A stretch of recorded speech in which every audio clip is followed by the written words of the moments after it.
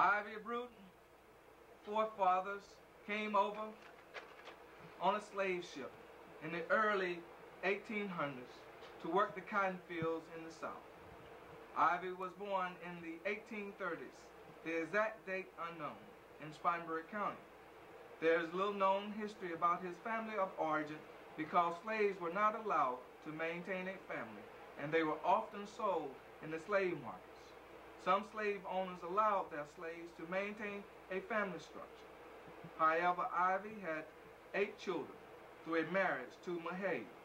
Ivy's children were Ambrose, Jasper, Jarrett, Elmore, Baxter, Runda, Frank, and Darthur, not in birth order. Ambrose was born in about 1859. He was about 4 years old when President Lincoln signed the Emancipation Proclamation in 1863. Not until 1865, when the 13th Amendment to the United States Constitution was adopted, were all slaves freed. By the time Ambrose was 17 years old, Union troops were in South Carolina to protect the freed slaves' rights. Therefore, Ambrose, as well as his siblings, were able to maintain a family without fear of being sold. He married Lisa Foster, and they had 10 children: Eugene, Charles, Bernard, Stuart, W.O., Homer, John, Marie, James, and Vilma. Vilma is not listed. Jasper married Emma Nesbitt, and they had 9 children: Blanche, Mamie, Homer, Jesse, Stella, Loistine, Kenneth, Wilma, and Maddie. Wilma is not listed.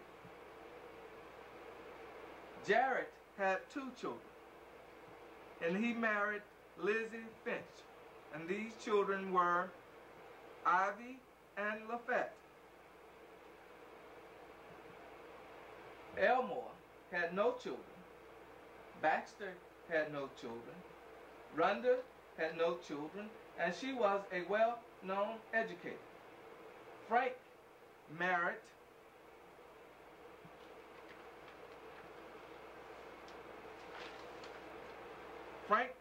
Julie, and they were blessed with 6 children: Sally, Ed, Frank, Andy, Darthula, and Jack.